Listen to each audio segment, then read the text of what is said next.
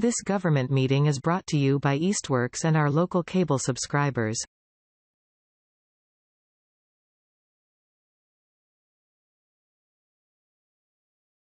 Order on the board meeting for November 19th, 2024. Roll call. I'll just call your names and let you know you're here. Kathy Schweitzer. Here. Pat Ruff. Thanks, Pat. Leslie. Here. And Tom Brown. Catherine. Sherry.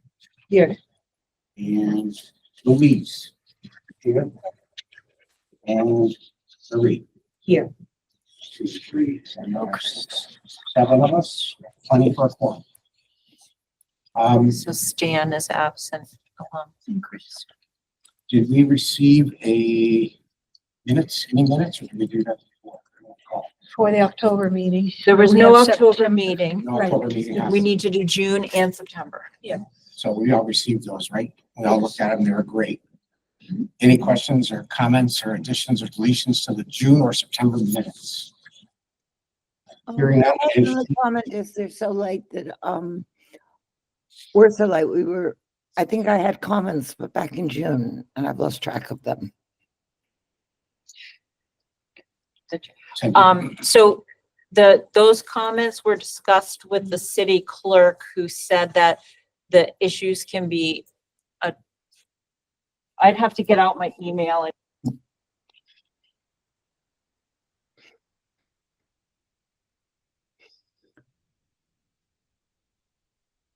And that the minutes recorded what happened at the meeting.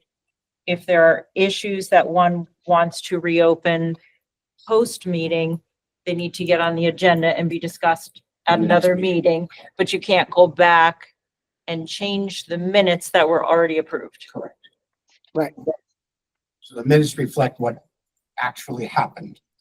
And if someone feels that their comment wasn't correctly identified for the minutes, they can bring that up at the next meeting, but not change the minutes. Which we did, and then we did bring that up at the next meeting and discussed it again. Yeah. But then Louise, correct me if I'm wrong, post that discussion, you still weren't satisfied that you had been heard or that your issue was understood. And then again, we said, whatever that particular issue was, then it can be discussed with the chair to put it on another agenda, because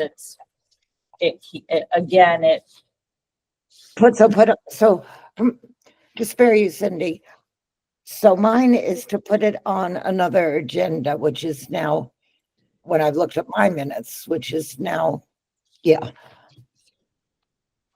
days even further away because I can't remember. So Louise, I'm wondering if it's more efficient for you to just put that in writing rather than have it come up as an agenda item and submit it. In other words, if you put in writing what it is you're trying to clarify and we reviewed it at a subsequent meeting, then there's no room for, not remembering exactly what it should be, or especially if we don't get to it till December or January. I'm wondering if you could be so kind as to put that in writing. how? I mean, to whom? By email? Or I can email everybody? the chair. To the chair. To chair. Yeah. Okay, Great. And then we'll get it on the agenda. great. Thank you. Or answered, Yes. So we have a motion made and seconded to approve the minutes. Any further discussion? You doing the minutes one by one or both of them? We'll do both together. I'll say 30 seconds. All in favor? Aye. Great. Who Any made that motion and seconded it? Sorry. I can make the motion if you want. Okay, I can second it. And Marie second. okay. Got it. Sorry. I'm gonna skip that part. Any, that was approved. Any abstentions or? abstain. Okay, thanks. That passes. Thank you. We're caught up on minutes.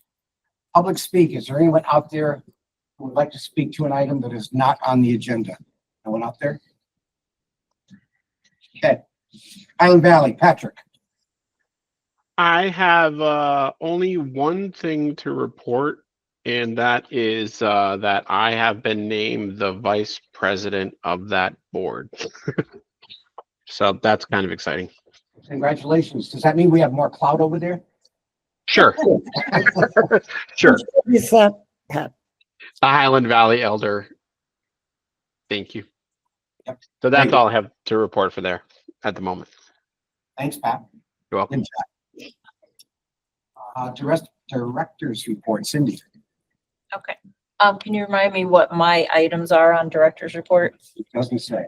Okay. Well, Oh, I'm sorry. It says fiscal. yeah, fiscal report. Okay, so I have a preliminary fiscal report for last fiscal year. I say preliminary because the auditor's documents to me are preliminary. And then I'll give you I don't even have a first quarter expense report for city funds for this year because I only have what the auditor gave me through August. So it's only the first 2 months, but I brought it anyway.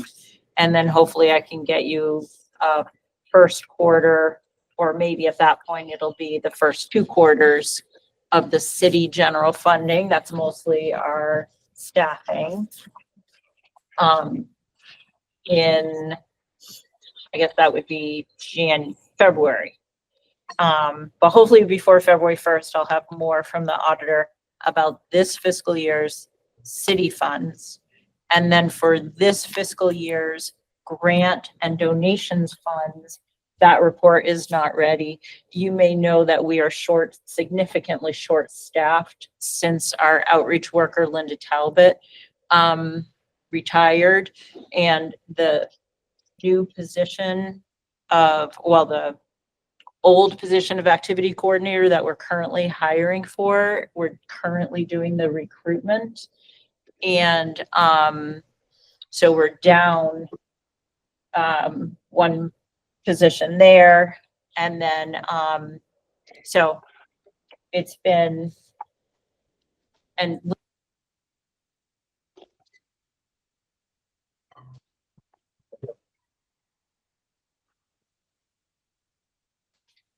but we do have a principal clerk who can put in all our accounts payable. She's in the middle of that. So by the next meeting, I should have from July to present of this year's donations, expenditures, and grant expenditures to date, if that makes sense for this year. Sorry. So who at City Hall is responsible for pulling those fiscal reports So together? that would be, so what we get, so there's two ways that we track. First of all, we track our record that we submitted to City Hall of accounts payable. So all the bills. And we track our turnovers, deposits. Then there's the directly deposited revenue that comes in. Some of the grants don't come as a check to us that we turn over. They come through City Hall and we get notice of those. So then we have to have the time to put in all those accounts payable numbers into our own spreadsheet. At the same time, from the auditor, we get a general ledger for donations and grants and other funds. And then we get expense control reports, which are the city budget. So like I just said, for FY25, I only have the city expense control reports through August. So July 1st through August 30th. And I have no ledger at all for FY25. And the only ledger I have for FY24 is preliminary. So it's incumbent upon us to track ourselves. So we have huge folders full of all of our accounts payable that we're typing into our own spreadsheet because we don't get the ledger in a timely way to make reports to you or for our own tracking. So that's what we're in the middle of doing. So that's how we report to you. And then ideally by October of every year, we would have the previous year's final ledger from the auditor, the previous fiscal year, but we don't. So So to follow up on Leslie's question. Mhm. Who's responsible at the city end for getting that to you? The auditor, And what's going on with them? internal auditor. And what's going on with them that it's not happening on a timely basis? Well, I know they have a lot of work and that they just hired a clerk to help out. And because I don't think free cash has been certified yet. Okay. Okay, so that I think also relates to that the books are not closed on last fiscal year. So, so here's what I did for today. I took the preliminary general ledger for FY '24 last year, fiscal year is July 1st. And then I compared that with our records of last year. Because sometimes there's like a few corrections in the like hundreds of dollars or less. And so what I did was, now this is again, not for the city funds, because those you've already seen when we did I'm trying to think no, that year isn't totally closed yet. But those are all budgeted and approved by city council, and you saw that budget already for the city general fund staffing and the small amount that we get for expenses. So coming up soon, when they're budgeting for FY '26, we will see what the actual was for the city funds for FY '24. But all I have right now is the budget of what we intended to spend, if that makes sense.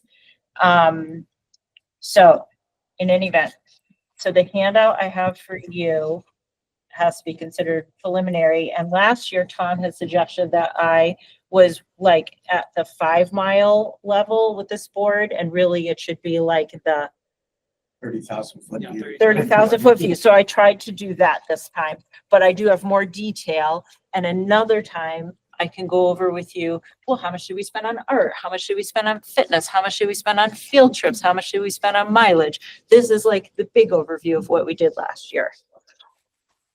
So, sorry. I'm going to prepare a page. I'm going to let this go after I say That's what I okay, say. keep going. It seems to me there's a huge inefficiency on the part of the city to have departments have to replicate this type of work. So that's why I asked the question I asked. Yep. Y'all shouldn't have to do that. Thank you. I'm off my soapbox.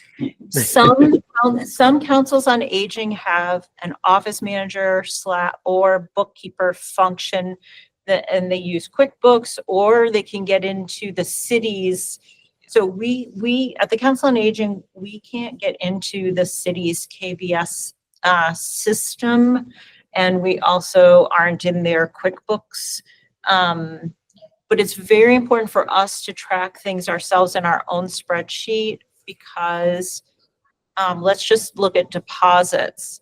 We turn over to them an amount, say $500 from van donations, $600 from fitness. We don't know what that is unless we track it. So we track it because then we can see, They don't itemize. Janie, always pays by check. Here's all the fitness gym memberships. Here's all this. So we have the itemization. And that was part of why I argued for a clerk, because I couldn't keep up with that. But the thing is, she can do that work, but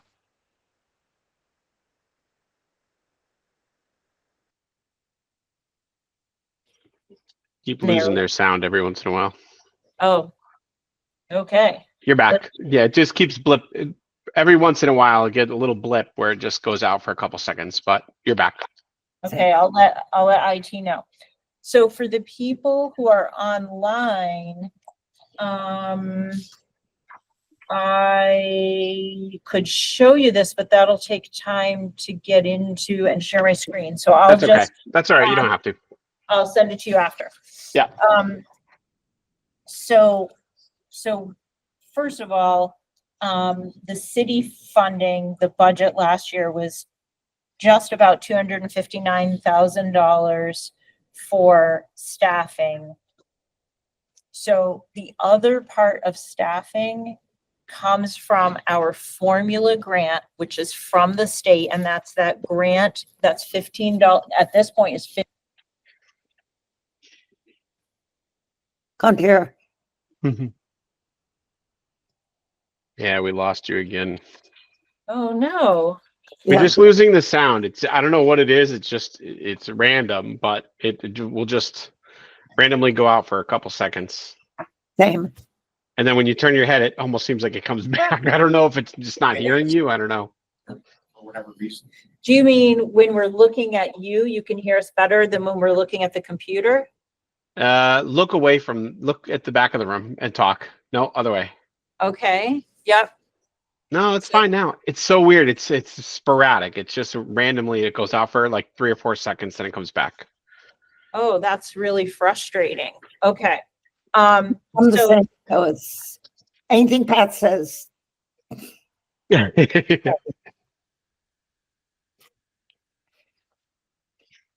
staffing from that formula grant was about $27,000, okay?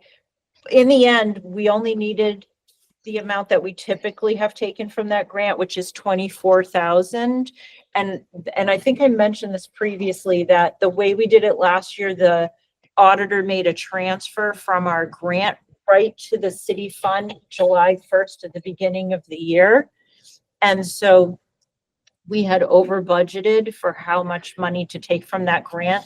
So in the end, I think you'll see if there's some kind of report about how much is left from the Council on Aging in city funding, there was a few $1,000s that is going to go to free cash. So this year we didn't do that. Instead, I was more conservative about the budgeting for staff from that grant based on the previous experience. And we didn't transfer it. We're going to transfer it later in the year. Okay. So staffing in general, that is the almost 259,000 from the city plus.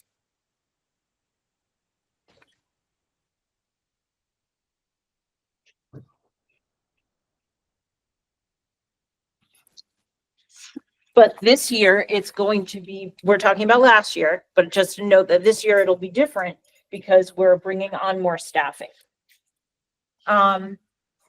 And then the second line, the COA general fund, I think some of this got cut off. That's the expenses that are not staffing. So that $1,200 is mileage and a little fund for building repairs in case DPW is out of money. We have a sudden need for an electrician or something like that. The mayor agreed that we could have about $1,000 in our budget for that. Okay. So our donations account. So VAN, that's the funding that people donate towards our transportation program and the ride fares. So we budgeted that we would need to be able to spend $10,000 knowing we wouldn't need to spend that much. That's like worst case scenario if there's big repairs to do. And so the reason we didn't spend that much is because we had such failures on the old vehicles that we actually ended up surplusing vehicles. So we spent a lot less on repairs, about $3,600 on repairs. We brought in, there was over $11,000 collected in donations. And so we had started the year with 34,000, a little over 34,000 in that account.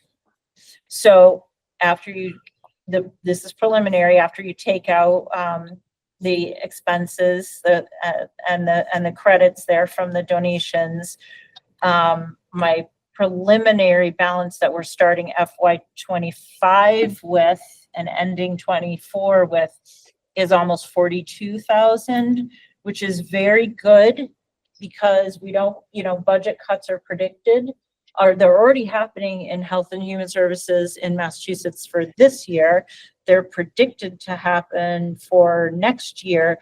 And we asked at our statewide conference of the head of Massachusetts Health and Human Services, is it possible they could even cut our FY25, this year's grants? which just went up to $15 per senior. Yes, the answer is yes. At any time they could cut what we're already getting and projected to get. So it's very important that the city has these donations accounts so that we can continue running our transportation program and our other programming.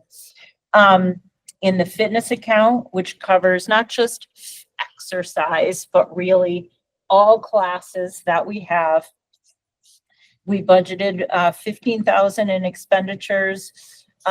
We spent almost 12,000, and we the revenue, which again comes from those gym memberships and classroom fees, and was just over $16,000 there. As you can see, I think that that's an increase over recent times. I can do a like a 2-year look back or something plus this. You could have like 3 years. And I think this represents that we did more programming. I'll have to do a count on how many active gym members we had that year, but I really think it's just that we're offering more programming, so people are paying for more classes, and also more people are coming to certain classes. In any event, we started out the year with almost 33,000 in that account, and we finished the year with just over 37,000, and that's right where we want to be. We want to be just over keeping up with the expense of running that gym, running all those classes, because there's so many supplies to buy, you know, refreshments, postage. There's a lot that comes out of that account to keep our programming going. Just a note about all the classes we offer. And let me not answer any more questions. Let me just get through this for now, and then we could do questions, Tom, because Louise has her hand up, which is fine. That's great, Louise. I'll come back. Write down your question if you're worried that you're going to forget it, please. So we pay for instructors out of the grant account, the formula grant. The reason I have it split like that is because there's so much supplies and equipment that you also need for the programming. If I was paying for the instructors out of that, the donations account, we would run out of money too quickly in there, I believe. And we used to have some of the instructors come out of that account. Also, the formula grant is designed, you know, part of the purpose of it is to pay for programming. So it seems like it's a very appropriate use of that formula grant to pay not only for staffing, but to pay for instructors and other vendors.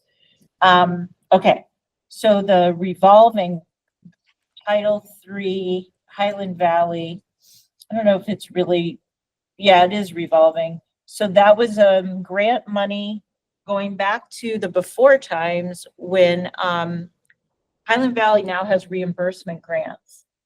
But in the before times, they would send you the grant. And this is like in Linda's time and Director Linda, and they didn't spend it all.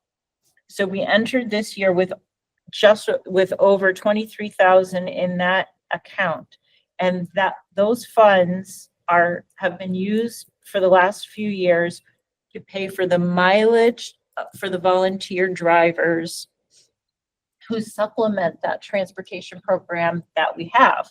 And those drivers are either volunteers or senior tax work-off. So there was no revenue in FY24 because this is old grant funding. We're still using the funding under the description that we said we would use it initially. And we spent just over $4,000 on mileage. We had budgeted $5,000, but some of our folks didn't take mileage. And the preliminary ending balance that we're entering this year with is 19,600 and change. So this is good. So the good thing is that this program is extremely popular. The people who ride with the volunteers are making far fewer donations. I think I have to add it up.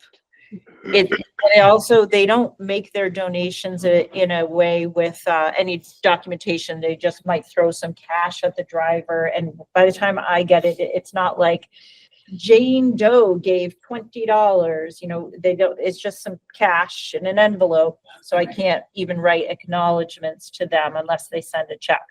But the point is that revenue is going down. But we still have enough left in this grant at the clip of 5,000 or 4,000 a year to keep this program going beyond the next application opportunity for these funds. So the next application opportunity for these funds is, I think, in June for Highland Valley. But we would prefer not to use that application cycle to apply for more funds for mileage, because we already have those funds. We have another project we want to do. So it's good that we still have those funds left. The gift account. So the gift account is where gifts are given that don't fit into transportation. And we had budgeted that we would spend about 2,000 from that account. In the end, we spent almost 2,600. Their last year's donations were 4,800. The balance we started out last year with was $22,600. Most of that is still the bequest Council on Aging got years and years ago, which was about $19,000 worth of property converted to cash. So we closed the year with just under $25,000 in that account. And like I've told you before, I try to be extremely conservative about spending from that account in case there's something big we need to do that nothing else will fund. The formula grant. So we closed FY23 with an amount plus the amount we knew we would get for the grant, so that we went into FY24 knowing that between getting the FY24 grant money and then the balance we already had, that we had $78,743 in the formula we would have once we got the grant funds. The grant funds come in 2 payments. We're paying for staffing and a lot of other things. And so we really do need to have a balance in that account, because the state sends the first payment, say late October, and the second payment maybe February, March. There's certain things the auditor would not approve us to spend until we got that second payment if we were in the red, and we've been in the red before. This is a 10-year grant. We're allowed to maintain a balance from year to year. And the benefit of doing that will now come to fruition in that now that we're going to have our activity coordinator, and that grant is picking up a chunk of that position. So it's a good thing that we had that balance in there. And if that grant gets cut, it's a good thing if we still have a balance, because from year to year, I can't make a 3 or 5 year plan with this department. That's not how municipal budgets are done. So the problem is, this year it looks like we can afford that activity coordinator 30-hour position. Before, the position Linda had was outreach worker at 19 hours. So now we're switching that up to activity coordinator 30 hours. The grant picks up what the city doesn't. City was paying for that 19 hours. I could make an argument that that's a very important position and the city should cover it, but that might take time and there's no guarantee. But this is a really important thing to do, so we're going to spend grant money on it. Okay. So the grant funding for FY24, that was $14 per senior, was $66,892. And the grant funding for this year is at $15 per senior. So you'll see next time that it's increased to about 70,000. Okay. Last year, we also got a few other grants. We did those outreach lunches going out. The grant budget was 10,211.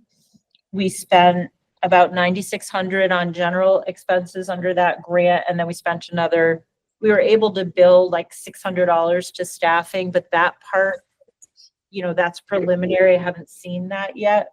So our actual that I'm sure of is 9652, and the funding actually was a reimbursement grant that we did get. I just got confirmation that we did get it. So the beginning balance on that is 0 and the ending balance is 0. This year we have another one of those SIG grants where the state gives Mass Councils on Aging the ability to do an RFP. And this year, I don't know if you remember, but this year's project is the digital equity programming that we fixed up a classroom with technology, and we soundproofed a couple of spaces. Well, soundproofed one space, reduced the echo in another space, and we will spend all of those funds. But because that's a separate grant, it's a 2025 grant, there's no beginning and ending balance left from FY24. 2 separate grants.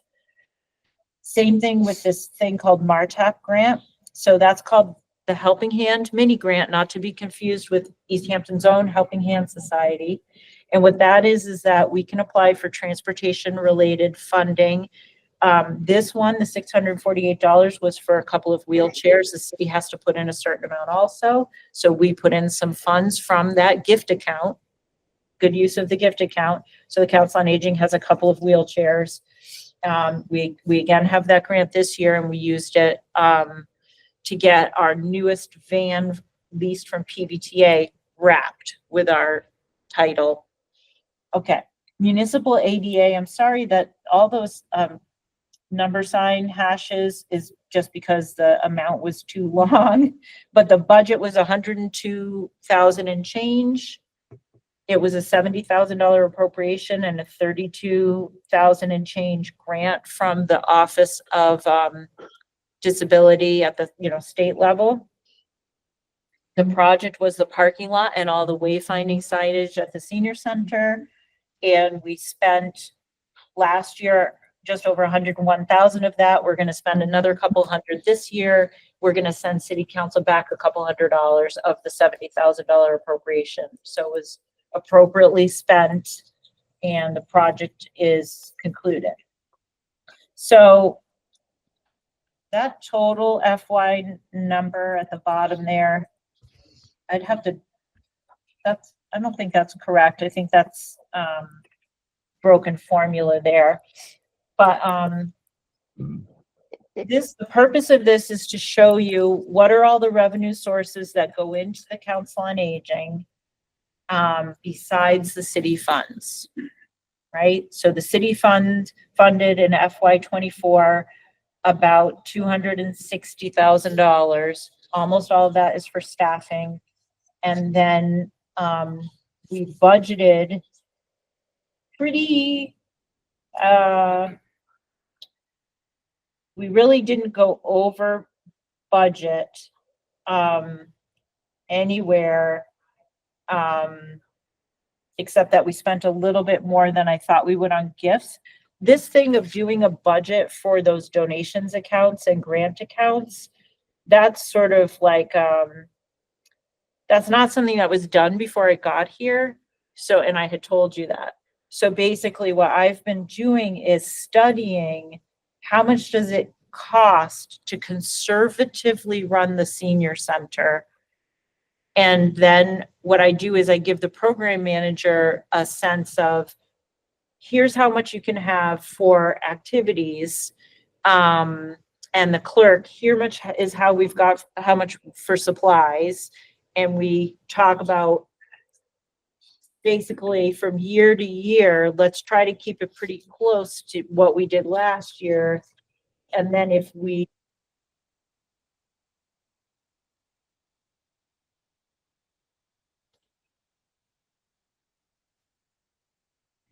And then we balance that with how much have things increased in cost?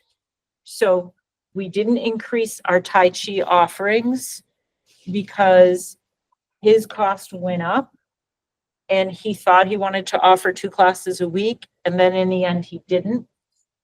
And that was good, but we budgeted for that just in case. So that's why we spent less. It's just an example. If we were to suddenly say, you know what, we're going to do 20% more programming, then we would, that would inform our business model, you know. So far, we could spend more, but at the same time, we are increasing our staffing and we don't know how much the budget cuts are going to impact this from the city. Are we going to be level funded at some point, which would basically be a cut?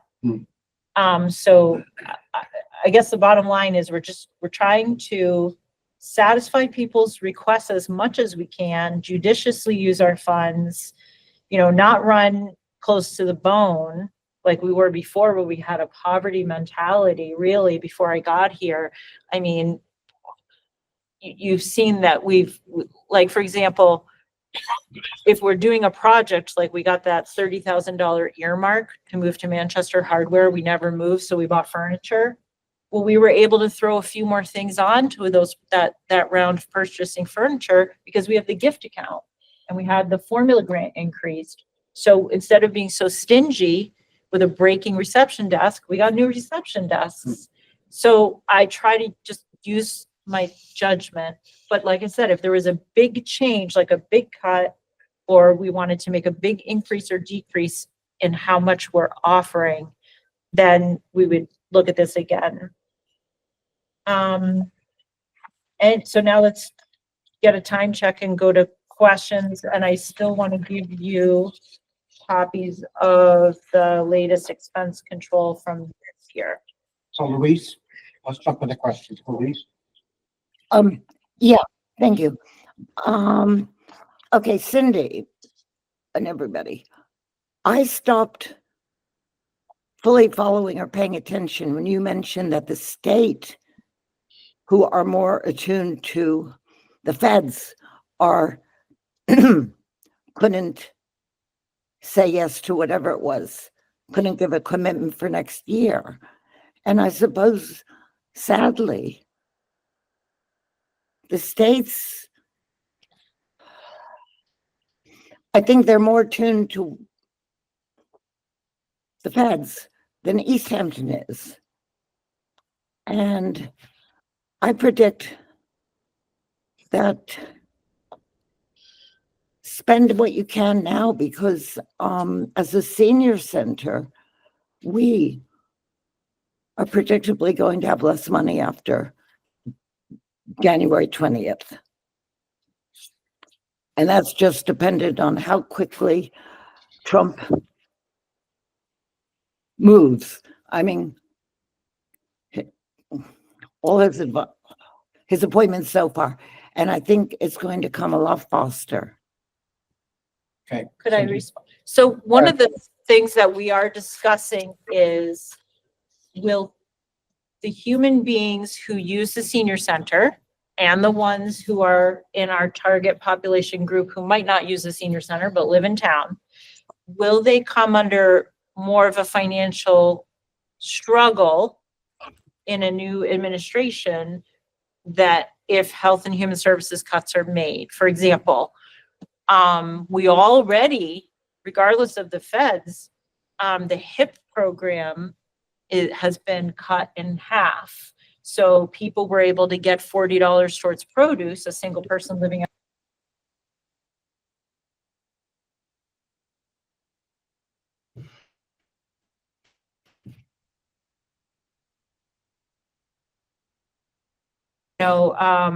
Fuel assistance, that comes from the federal government to the state, and then we help people apply for it. So if people's financial burdens increase and poverty is threatened to increase among older people, then what will be our response as the senior center? Will people have other needs that we might need to beef up some program or service or other or not. So these are things we are thinking about. And then to Louise's point, if the state has less funds and they cut the formula grant, like I said, you know, we do have balances in our accounts that we could keep going, but without a projection year, you know, for say a few years out, it's hard to then decide. We can decide from year to year what we spend on classes, field trips. It's hard to know, well, how much will DPW have for gas for the vans? How much will there be for staffing? I have to assume that any potential cuts are going to be forward-looking, not cutting what you already have. So in other words, this fiscal year, you should be set, I assume. Next fiscal year, we could be like, watch out, hang on, whatever. But like anything else, even with funds that come from the city, all we can do is what we can with the funds we get. So if programs get cut, if funding gets reduced, whatever, that's all going to trickle down, unfortunately. So maybe to your point or not, Louise, looking forward, if we say we want to offer all these programs, but our funding gets cut in half, it might be a case where we can't offer all these programs. Don't kill the messenger. You know, it is what it is based on a new administration. Also, we would come back to you as well as discussing as staff if we had to change our business model. Right. So let's just say that one center's response to cuts would be, okay, we won't pay for any instructors. Staff have to teach all the classes. Some places can do that. You know, like the director in one town is also, has certifications in fitness classes and is a nurse. Great. We aren't. You know, we could teach some art classes, take people on hikes, do informational talks, but also that would strain the staffing capacity that we have. They're supposed to be doing certain other things. So then we might have to say, okay, we got to raise our class, the donations people make from 5 to 10.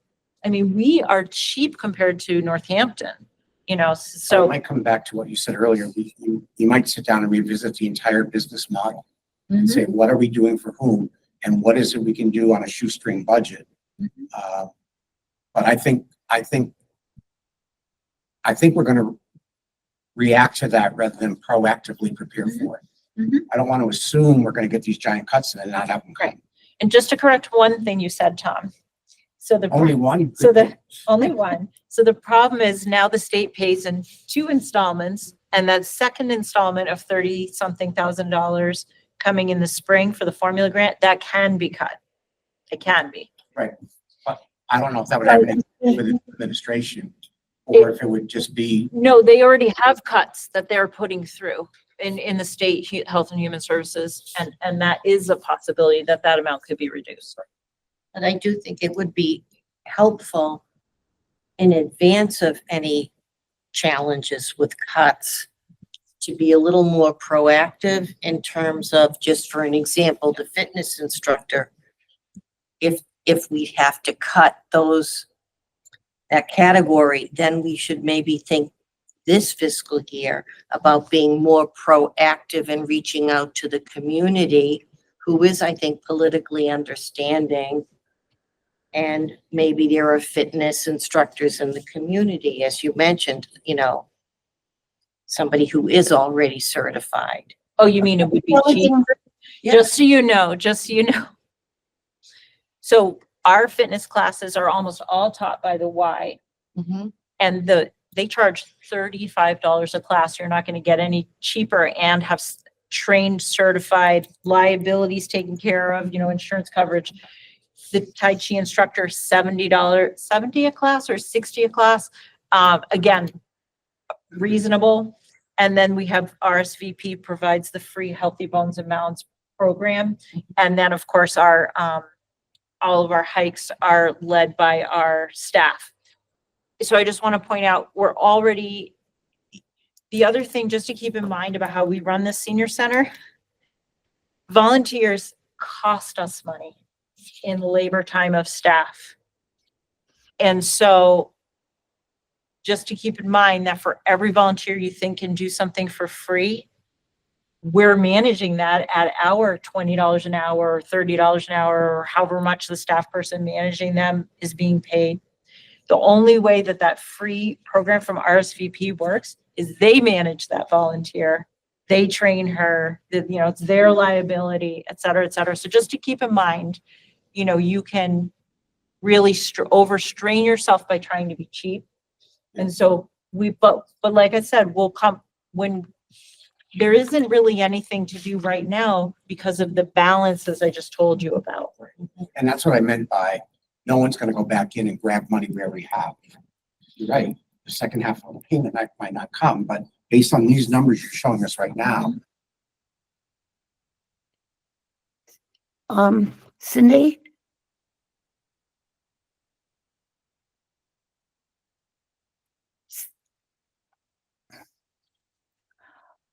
Okay.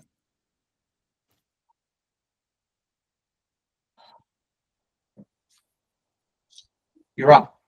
Did you have a question, Louise? Yes, my concern is more about the impact on the services, that side of things, whereas I think historically, or certainly now, the entire, Cindy, due respect, you and most people here have been more concerned about the programs. But what happens, personally, for a lot of reasons, but especially after the election, I would look at Ashley's replacement. Sorry, not Ashley's, Linda's. Because I just feel, and none of us can predict, but I just feel that, sadly, that will become more important more quickly than any projection. Okay, so we can talk another time about how it's going with the outreach coordinator position and the outreach type of work. What they do, we can look into, trying to project whether their work would increase or not relative to the work and activity coordinator would do. But it's not really part of the financial report topic. That comes more under what you were talking about, revisiting the business model, Yes. potentially. That would be the programming and services. When I say business model, I mean whether or not we charge people a fee and which accounts we pay for programs and services from, and what, whether we charge, whether we don't. And what I was referring to in business model is what we can and can't offer. Right? What do we have to cut based on potential cuts we get? So maybe we can't offer 20 programs any longer. Maybe we can only offer 10. As opposed to what we charge for them, it's what can we offer? That might be the business model. But that would not change the staffing because we still Correct. need an activity coordinator to actually implement these programs so that the program manager can do what they're supposed to do. Right. Yeah. Staffing might just be doing different things than they're doing today, but it wouldn't change the staffing. I agree with you. Okay. So we don't have to go over this because like I said, it's incomplete. Since it's only through August, but I do have the expense control reports, just, which would you give you quarterly so that you can see what percentage we are at in terms of expending those city funds. But of course, it's way out of date.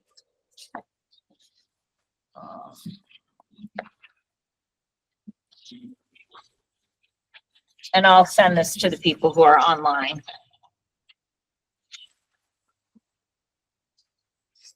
And Kathy, is it more helpful for you too to have it online as a digital document?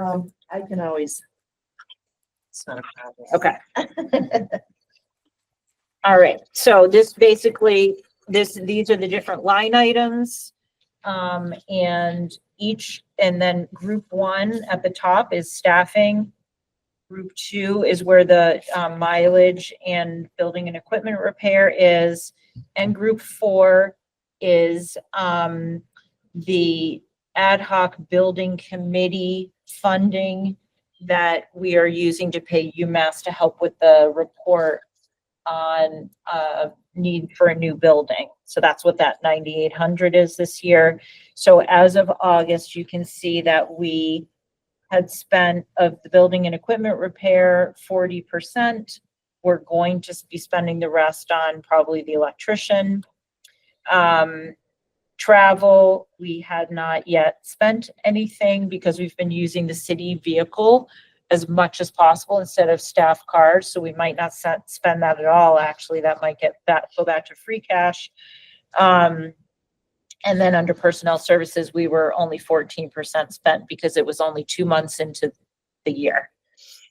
And there's some differences within the positions, within percentages. And I reviewed all those with the auditor. So we're where we should be for today.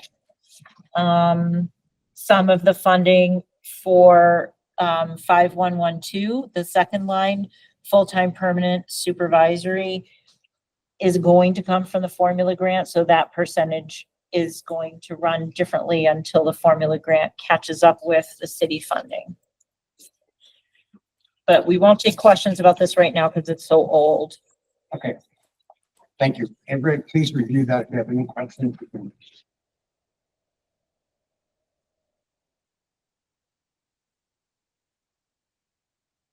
Update from the building. Does anybody who is on the building committee want to give an update of where we are at present? Sure. I mean, and I can help. I guess I'm thinking, because I'm focused on only one area that I'm involved in, but Right. I guess I did see we have a meeting Thursday. We scheduled one for December, one for January. January might presumably be our wrap up when we're going to have a final report that will go to the mayor. That will sort of hopefully be the guidepost, if you will, the path forward for a formal building committee to be named by the mayor. They get this document and they get to start from step number 5 of 10 instead of step number 1. I've seen the subcommittee's report on what they'd like to see, what they're recommending for a building programs and, 1 floor, 2 floor. I've seen those recommendations. That'll be part of the report. Our subcommittee, my subcommittee with Pat and Chuck on site selection, that'll be ready tomorrow, Thursday's meeting. The easy part for us is all we have to do is identify sites. We don't have to vet them. We don't have to determine if we have the ability to get that site. We could say build it on National Pond, and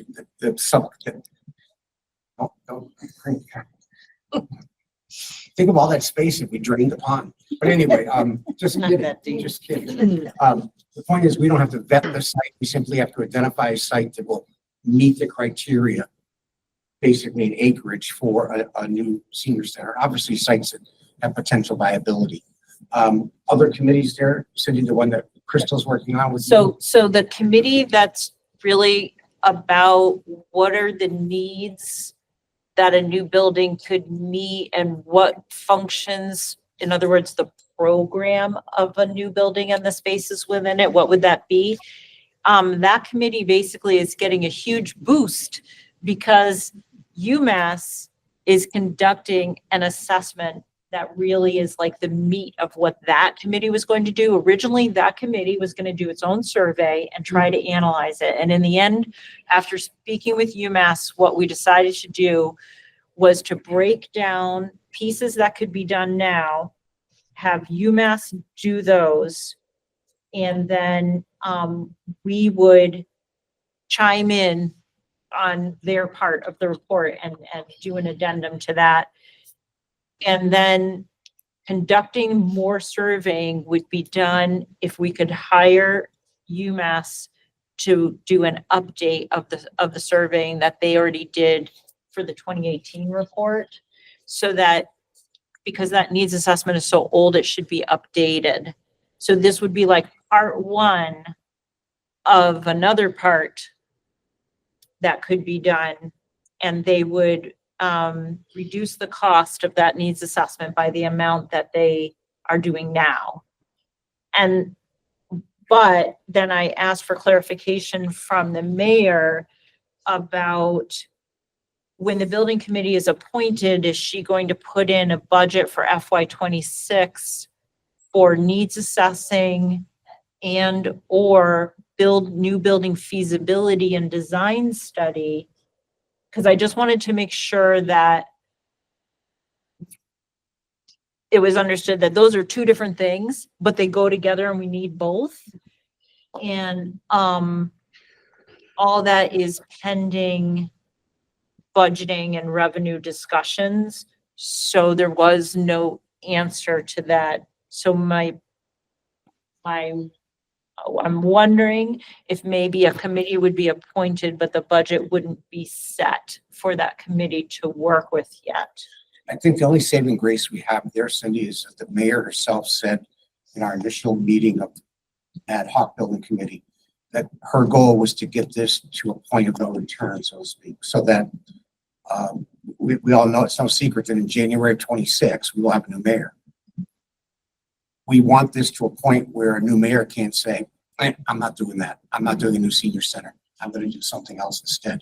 So this building committee that's going to take over in February, let's say, needs to get this thing to, you know, within sight of the finish line so there's no point back. So to sum up, then the parts of this report will be, UMass is writing a report.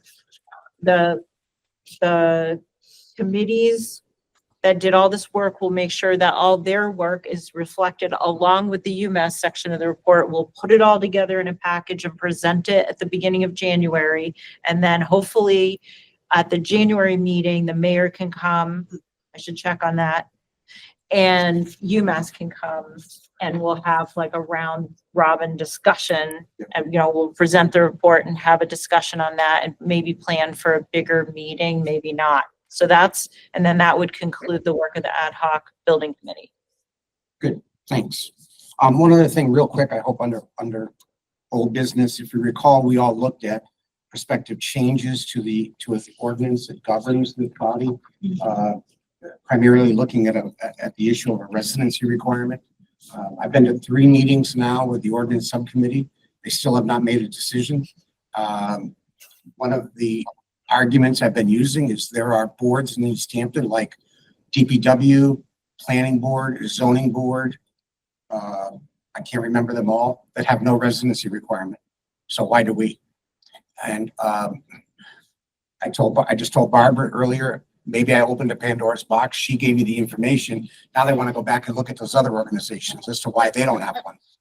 But the last thing we got down to was, we'll be happy if you say we could have one board seat that does not have could be a non-resident, so that it avoids an issue like we ended up with Chuck, who happened to move one town over and now can't be on the board anymore.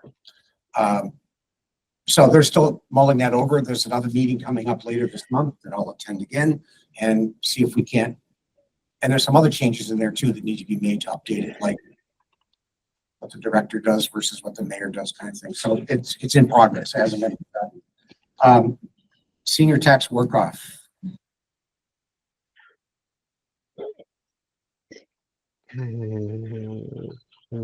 We lost you, Tom. How far back did you lose me? Senior tax work off. That's where it stopped. Perfect. Okay, senior tax work off. The maximum the city will offer is $2,000, up from $1,500. However, that's a recommendation. Sorry. City council voted to recommend to the mayor that we go to 2,000. The mayor's taken that under advisement. It will not change anything that's currently budgeted.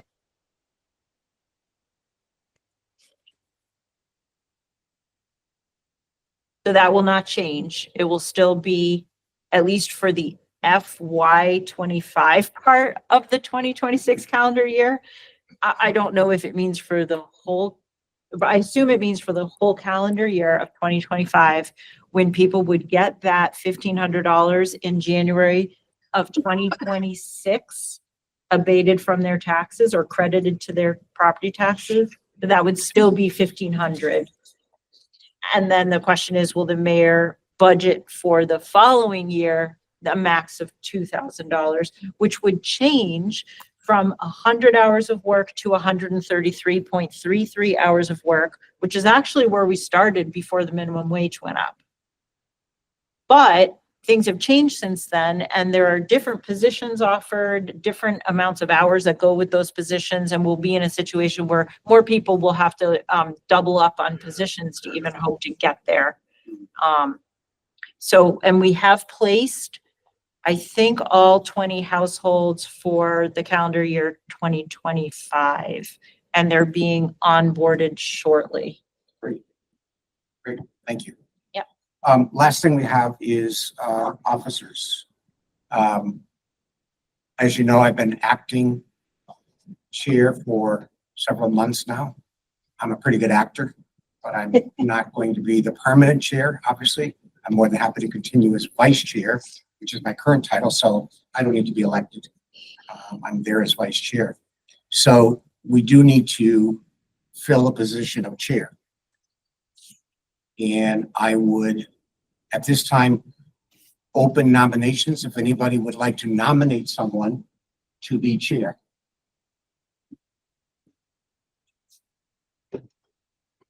Okay.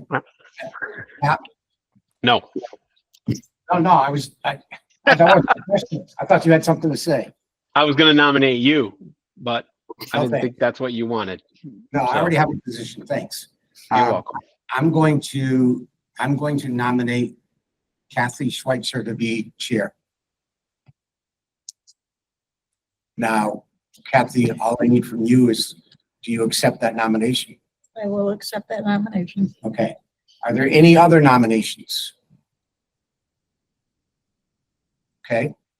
Hearing none, I would entertain a motion to appoint Kathy Schweitzer as the chair of the Easthampton Council on Aging Board. Second. Now I need a motion. Oh, sorry. I'd like to make, I'll make that motion then. Thank you. I'll second it. And we have a second. Any further, my only other further discussion is we would normally do elections in June. Seeing that we're halfway through the year, I would like to have these be effective until June of 26. June of 26 is the next time we would do elections. Do you have to put that in your motion? I just did, I guess. Can you change my motion? That's why I said I'm an acting chair. Could you word the motion for the secretary? There was a motion No, to appoint I'll go me. back and do that because this motion is going to override them all. So this, Oh, okay. this motion is just to, motion is made and seconded to appoint Kathy as the chair of the Council on Aging. We'll work on the term after. Any further discussion? All in favor? Show of hands, all in favor? Pat, Louise? Abstain. Okay. Great. Congratulations, Kathy. Congratulations. Thank you, Kat. Kathy. I think. Now, seeing that Kathy can't do both roles as chair and secretary, I would open nominations this time for secretary of the Board on Council on Aging.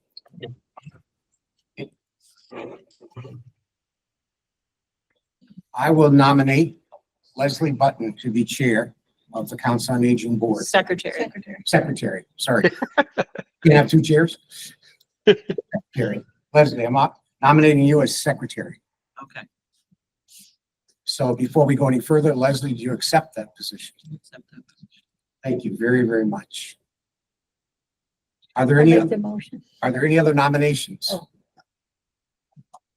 Hearing none, I would entertain a motion to appoint Leslie Button as secretary of the Council on Aging Board. I'll make that motion. Motion is made. Second. Kathy seconds.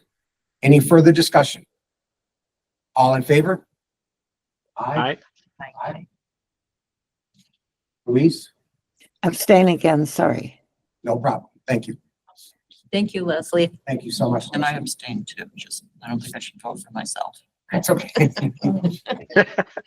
Thank you, Kathy. Thank you, Tom. Thank you. So our officers, our officers of the Council Aging Board will be Kathy Schweitzer, Chair, Tom Brown, Vice Chair, and Leslie Button, Secretary.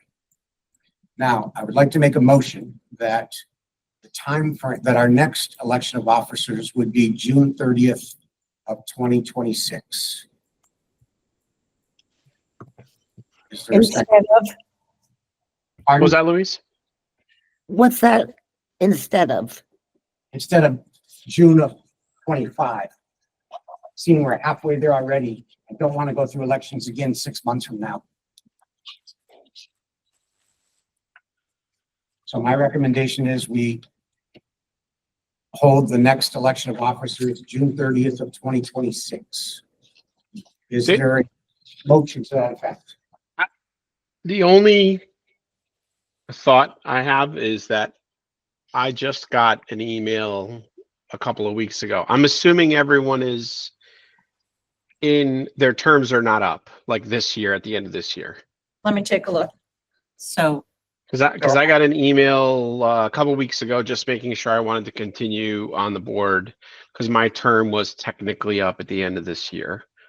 And I said yes. So I don't know if anyone else is in that particular boat. And that would kind of mess up the, if we do it for a year and 18 months or whatever the number is that going to run into somebody's time frame of when they're going to be out? I think it's okay, Pat. I have no idea because I didn't keep track of when my term ends. Yeah, they would have, I'm guessing, I didn't know either. I just randomly got this email. So, Yep, that's how I can just abstain. I'm assuming, Pat, that the three officers, when they get that letter, would ask to be reappointed. okay. Yeah, I would too. That's the only reason Point, however, though, if for some reason they didn't get reappointed, just restart the clock. do another interim election. Okay. All right. That was my only question about the time frame. I just didn't want to do it again in 6 months. Yeah, I understand. I understand. So is there a motion? Oh, I made the motion, I guess. Did I make the motion? Yes, you can do that. Is there a second? Second. Second. We have a motion and a second to have the next officer elections June 30th of 2026. Any further discussion? All in favor? Aye. And Louise is in favor of that too. Great. Thank you very much, Kathy. Thank you very much, Leslie. So, ho hum, Tom. It's here already. Thank you, Tom. Is there training for Kathy if she needs it from you? Absolutely. If you need anything, I'm available before a meeting, after a meeting. Go to lunch. Oh, yeah. Anytime. All the officers. Our next meeting is scheduled for Tuesday, December 17th. Anything else? We are 1:13, but we started late, so we're probably right on time. Can I have a motion to adjourn, please? So Motion to adjourn. Go ahead, Pat. Pat, No, that's okay. I'll give it to Luis. Louise, okay. Louise and Pat seconded. There we go. All in favor? Aye. Thank you all.